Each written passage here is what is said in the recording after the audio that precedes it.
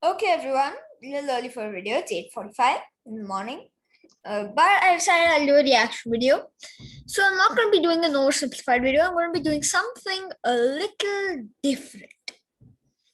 Yes, it will be how 60. Oh, sorry. How. Oh, wait. Okay. There's a problem.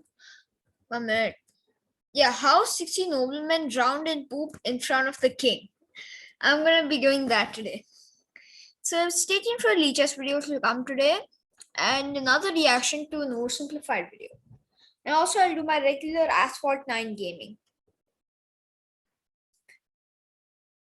So let's start it. Firstly, let me show you everything. Okay, here you go. 16 women drowned in poop in front of the king. In February, I posted on my community to increase the volume. Just wait. tab that YouTube is not promoting my new videos, and some people were like, of course it is not, you should do more interesting topics. What are these snooze fests of beer history or the Avar siege of Constantinople? Well, how's this for an interesting topic? In 1184, in a city called Erfurt, around 60 to 80 noblemen and clergymen drowned in human excrements while attending a meeting with the King of Germany. Well, as always, I'll leave the link to the original video in the description. This is M Laser, by the way. I shared the link to his channel in my first reaction video about the fall. There's more to the story than just that, but let me cut to the chase. Unlike other fun fact videos I have done on my channel, this one actually happened. But to understand how and why it happened, we have to delve into the complicated world of 12th century nobility politics of the Holy Roman Empire. It was very complicated. Let's first look at Erfurt. Erfurt was a very important city in the Holy Roman Empire. It dates back to the 8th century, and possibly, according to tradition, it has even earlier origins around the 5th century connected to the Germanic Thuringi tribe. The city gained large prominence when Charlemagne himself designated Erfurt in 805 as a border trading city with the Slavs in the east. Then, as the Frankish power expanded more eastward and the Frankish Empire changed to the Holy Roman Empire, Erfurt no longer was a border trading city. But now, we just saw the Frankish Empire was like, like that. But now the whole Roman Empire expands it more to the east and loses territory in the west. But it's still. And also, they have controls the modern day Netherlands. This is the lowland area. But Flanders, by the way, at the time, until Spain conquered it and made it a colony, they made Netherlands, Belgium, and Luxembourg colony, the Benelux. Flanders was actually a part of Belgium. I mean, by the way, no, not a part of Belgium, a part of France. Retained its exclusive trading rights. This trading was helped by the fact that Erfurt laid on one of the imperial roads, called the Via Regia. The imperial roads were toll roads within the Holy Roman Empire where your protection was guaranteed by the emperor himself for a fee. This meant that Erfurt enjoyed a steady stream of traders traveling along this road in the early and high Middle Ages. The city also housed a royal palace on Petersburg Hill. Both the Carolingian and Ottonian dynasties used Erfurt as one of their seats of power. For example, it was here that Henry the Flower appointed Otto I as the sole successor to East Francia, later to become the Holy Roman Empire. However, this very important city fell under the control of the Archbishopric of Mainz somewhere around the 10th and 11th century. We don't know exactly how or when this happened, but most likely it came. Oh, and if you saw my video about the War of the Bucket, which I uploaded yesterday, you know that the archbishoprics, or basically the areas which were ruled by bishops and abbots, could be appointed by the emperor, who were loyal to him. So that's why if Erfurt was under that archbishopric, any archbishopric, then the emperor held significant influence over the city. About after the fall of the Ottonian dynasty and the rise of the Salian dynasty in the early 11th century. The Salians didn't continue with the tradition of having a royal seat in Erfurt, and therefore the city most likely fell into the control of the powerful Archbishopric of Mainz. The Salian dynasty later got replaced by the Hohenstaufen dynasty in the early 12th century, but more on them later. The fact that the Archbishopric of Mainz ended up controlling such an important city that was located in the middle of a duchy called Thuringia did Yeah, true. And Thuringia takes its name from that tribe we saw where Erfurt was located in. I forgot the name. I think it was the Thuringia. not sit well with I mean, if you can, if my voice is not good, I'm just eating breakfast right now while watching and giving my reaction. So, yes. the Thuringian ruling dynasty, the Ludovingians. Archbishopric of Mainz also controlled several other areas near and around Thuringia, which meant that the Ludovingians have always been contending with the Archbishopric of Mainz for control in central HRE. Of course, both of these entities were within the same state, the Holy Roman Empire, but the empire became more and more Oh, and also, I don't want to pause this much, but an important point to give here. Did you see the... Sorry. If you saw the Water the Bucket video, which I uploaded yesterday, I'll leave a link to that in the description. The Water the Bucket video and M. Laser's original video. You saw how the Holy Roman Empire was divided into all of these, not even close to massive, extremely small states. And they were mostly separated by other states. Like Archbishopric of Mainz is separated 1, 2, 3, 4, 5, 6, 7 parts. Thuringia is separated into 2 parts, just like that, just to divide it up, just to make everything more complicated. decentralized ever since the Ottonian dynasty, and so fighting amongst the various See? Here, here, here, here, here, here, here. Look at this. I mean, here and here. Here and here. This is Brandenburg, by the way. Here, here, here, here, here, and here's Brandenburg. duchies, principalities, and bishoprics became increasingly common. Now that we understand Oh, and you might recognize this as the Czech Republic, but it was Bohemia.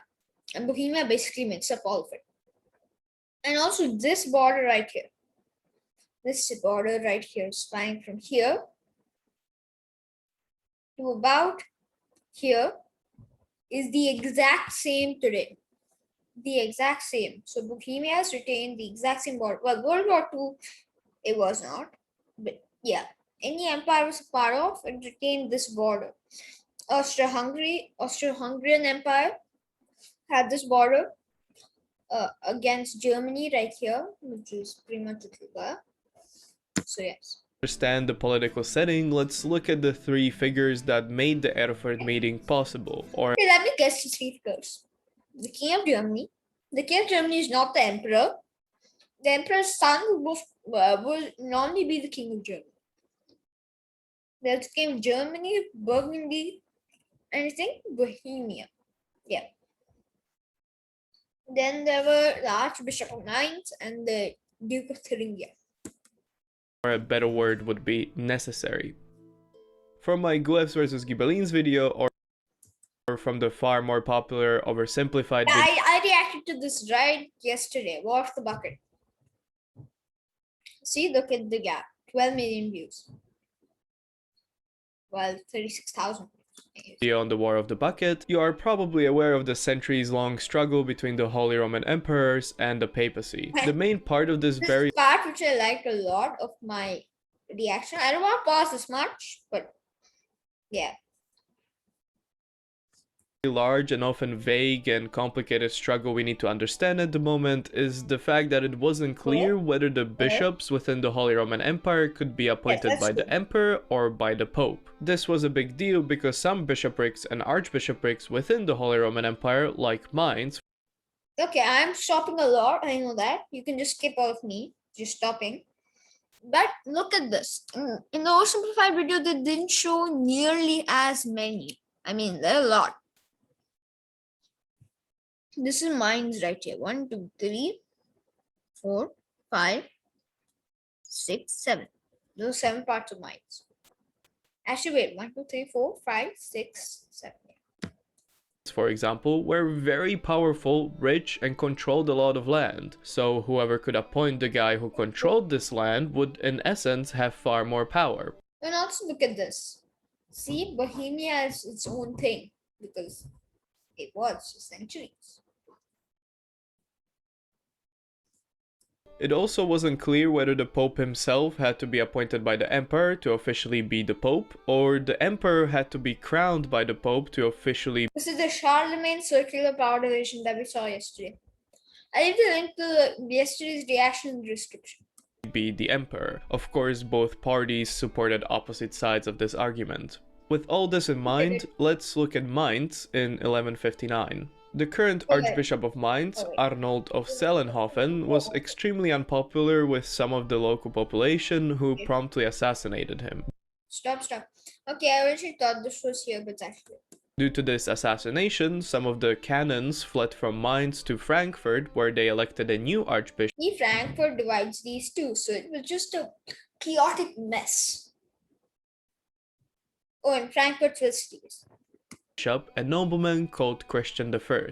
The people who stayed in Mainz in turn elected Rudolf of Zahringen. Promptly after these two elections, the two sides started fighting. Yes. The Holy Roman Emperor at the time, Friedrich Barbarossa, who was also the first Hohenstaufen, and Barbarossa basically means red beard, and you might know him. I mentioned yesterday that I ranked him the third highest Holy Roman Emperor, sorry. But he is famously drowned while on a crusade.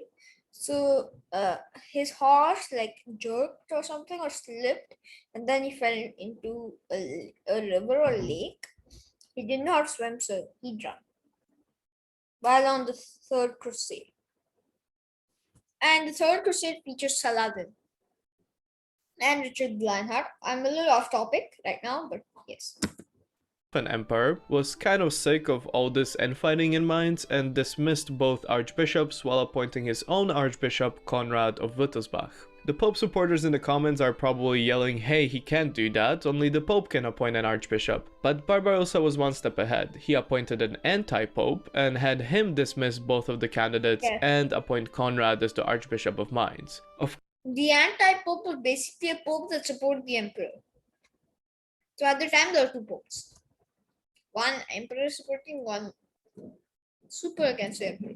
Of course, the actual story is a bit more complicated and there's more reasons to why Friedrich Barbarossa appointed an anti-pope. He didn't just do it because of Mainz, but we don't have time to get into that. Obviously, the current pope wasn't too happy with all of this. Also, the current ruler of Thuringia, Ludwig II, who was Friedrich's brother-in-law, wasn't too happy with this either, as he was a supporter of Christian I, who had a long-standing alliance/friendship with Ludwig. Ludwig supported the election that happened in Frankfurt of Christian as the Archbishop of Mainz, hoping to finally get a favorable ruler in Mainz for Thuringia. This, however, did not happen, as Friedrich Barbarossa appointed Conrad for some reason, and so Ludwig started plotting against Conrad. While Mainz and Thuringia continued to clash with one another, the anti-pope, who was appointed by Friedrich Barbarossa and who appointed Conrad as the Archbishop of Mainz, died in 1164. Friedrich Barbarossa promptly appointed a new anti-pope, who, however, wasn't liked by Conrad. Conrad during this time also started to become friends with the Pope in Rome, and all this meant that he fell out of favor. Okay, there's a spelling mistake. It's Den, T-H-E-N, but yeah. It's okay. But one thing you need to know, he might pronounce this as Den because sorry. Yeah, he might have just made a spelling mistake with this. With the emperor. Ludwig of Thuringia quickly took this opportunity and seized Erfurt from Mainz in 1165 while being supported in this by the emperor. Conrad, seeing that the emperor and Ludwig were against him, fled to Rome. Barbarossa then appointed a new archbishop of Mainz, the aforementioned friend of Ludwig, Christian I. All of this happened while the Pope recognized Conrad to be the rightful archbishop of Mainz, even though Conrad was originally appointed to that position by an anti-pope. Confused yet? Great, let's continue. Ludwig gave Erfurt back to Mainz since it was now controlled by a family friend. Friedrich Barbarossa eventually signed a peace treaty with the Pope in 1177, ending the whole... This is just the background of whatever how the people drown in poop, so yes. Appointing of anti-popes. This peace treaty dealt with a lot of stuff we don't have time to get into, but one of its parts required the Pope to recognize Christian I as the rightful Archbishop of Mainz. However, Conrad will get the position after Christian dies. This happened in 1183 when Conrad again became the Archbishop of Mainz. Ludwig II of Thuringia was dead by now, but his son, Ludwig III, upon the return of Conrad to Mainz, And Ludwig III, Conrad, and the King of Germany just managed to survive. He'll explain it later, but I don't want to give any hints. quickly started plotting against him, continuing the family tradition. This plotting and intrigue had many forms, but to give you an example, Ludwig started to exert control over Erfurt by controlling the city's food supply. You see, the citizens of Erfurt had to buy food from the Duchy of Thuringia, which surrounded it. So Ludwig made sure that his He didn't surround it completely. You could get some food from this thing right here. subjects would accept Thuringian coins, not coins from Mainz, meaning Erfurt citizens had to have a supply of Thuringian coins to buy food. This way Ludwig could exert control over the city's economy. This obviously did not sit well with Conrad. But continuing on with the main story, it is now 1184, Conrad is the Archbishop of Mainz and is plotting against Thuringia, Ludwig III of Thuringia is plotting against Mainz, and Friedrich Barbarossa is having a big party to celebrate his victory over another unruly and very powerful. Yeah, he'll get into this, I'm sure. But he defeated Henry the Lion. Not Richard the Lionheart, but Henry the Lion. Subject of the Holy Roman Empire, Henry the Lion. I know what you're thinking, but we don't have time to get into that story. See, look at the land he controls. So my cursor is just stuck now. So here, pretty much half the south of the Holy Roman Empire. The parts of the north. And this is the area of Berlin, I think. Somewhere here. So he almost has control of the entire empire. So he is Barbarossa's most, how do I say? Actually, wait, this is not the south. This is basically central. So north would be about here. Central would end with Henry the Lion's domain, and then south would be Italy, basically. But basically, Henry Lion's Barbarossa's most, how do I say, powerful vassal. Or just know that Friedrich won and made a party to celebrate. Yeah, true.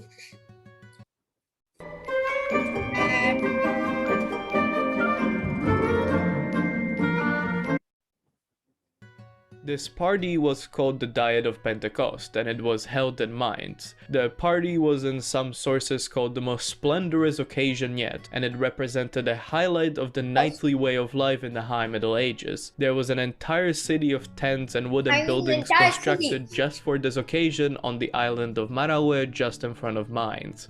There were more than 20,000 noblemen and knights present at this party. Even an entire wooden church was constructed in which the main procession of the Diet will occur. There were riding events, there were banquets, there were duels, basically everything you picture happening in a medieval celebration happened. During this celebration, Emperor Friedrich Barbarossa conferred upon his two sons a knighthood. His eldest son, King Henry VI, was already the King of Germany, so getting this knighthood was more symbolic.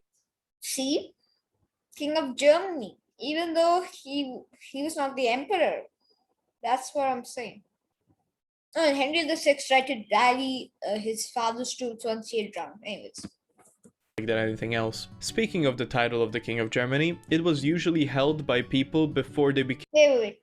He was also King of the Romans, which technically is a different title to the King of Germany. But in practice, both is okay. Became the Holy Roman Emperor. That's why Henry VI, the eldest son of Friedrich, already held the title because he was expected to become. Oh yeah, see, but Bohemia, they just added this bit on him, but this is just Bohemia. So Bohemia, Italy, Burgundy, and Germany. So if the emperor only had two sons, one would get Germany and Burgundy, and one would get Germany and Bohemia, while the other would get Burgundy and Italy, I think. The emperor after his death. Please correct me if I'm wrong. Its death. There was also a bunch of drama that happened around Ludwig III of Thuringia and Conrad, the Archbishop of Mainz, during kind of obvious.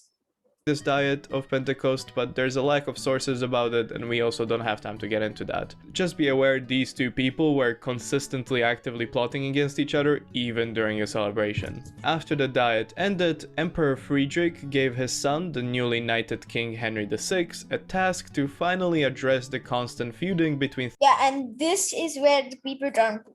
Thuringian mines, and so Henry called for a royal hearing in Erfurt in the very city that was at the heart of the feuding. Also, it would be prudent to mention that Ludwig III of Thuringia was Henry VI's cousin. This is a common theme in nobility history, everyone's always somehow related. Yeah, Anyways, going everyone's back to the related. royal hearing in Erfurt. Royal hearings rarely consisted of just addressing the main problem that was Yes, being it's talked good. about, in this case the feud between Ludwig and Conrad. Sometimes hearings would take months, up to 2 months maybe.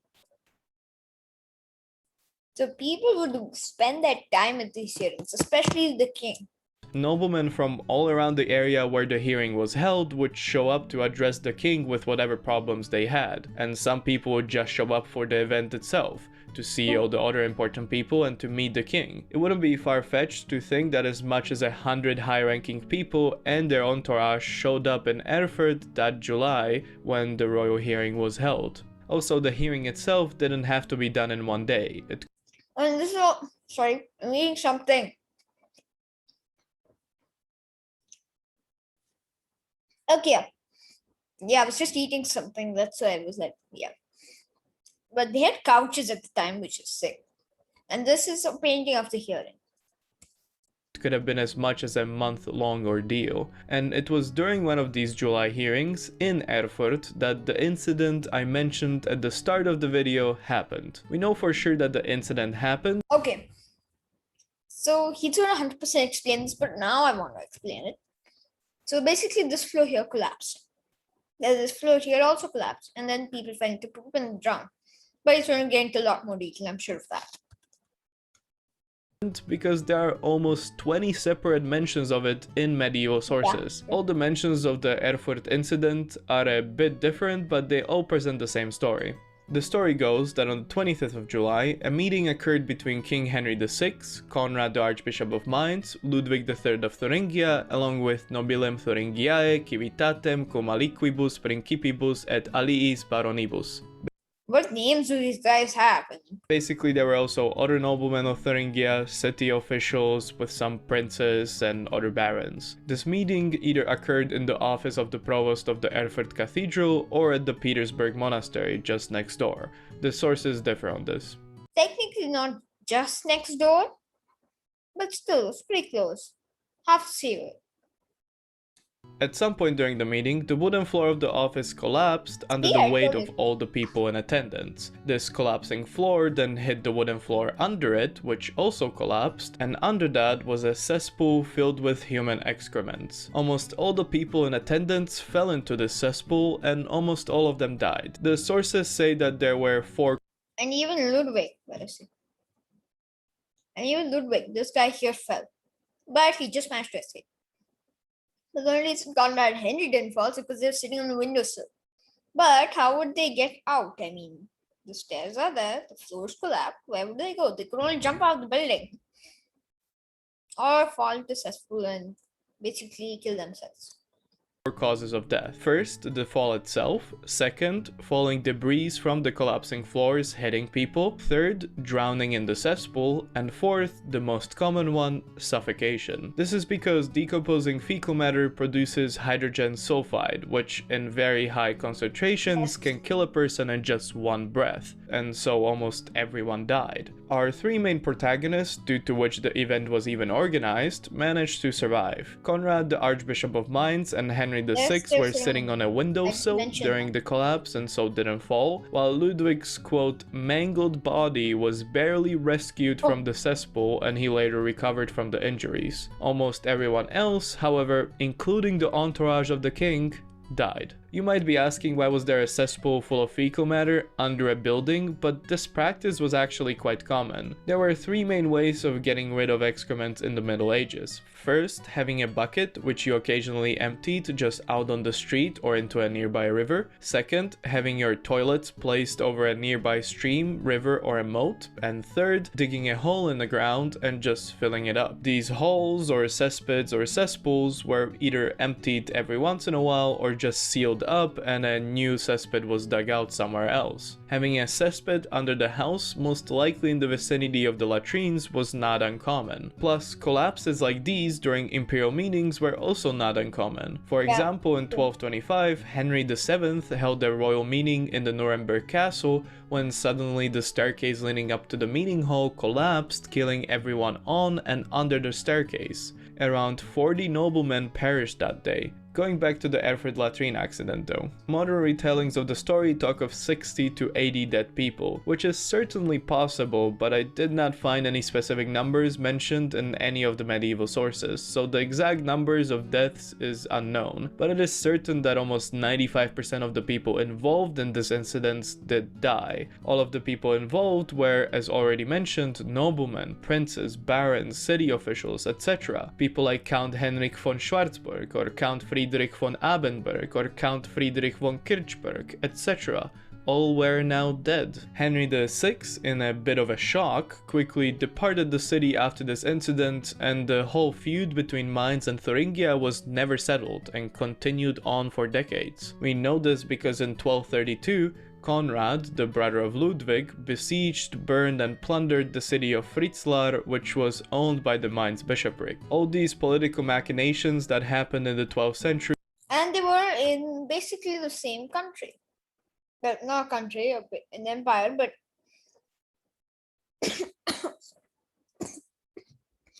I was eating something. Yeah, so I'll just give you a quote. Okay. This is a quote by Voltaire. The Holy Roman Empire is neither holy nor Roman nor an empire. along with the unfortunate Erfurt latrine incident, really did not change many things in the political landscape of Central HRE. With that said, however, at least through this close look at one specific region in the High Middle Ages, one can only imagine all the weird intrigue, feuds, and unfortunate accidents that may have happened all across medieval Europe. Central HRE is basically here. Hello everyone, I hope you enjoyed the video. Yeah, I know it. Hey, what? No, I do not want to do Patreon.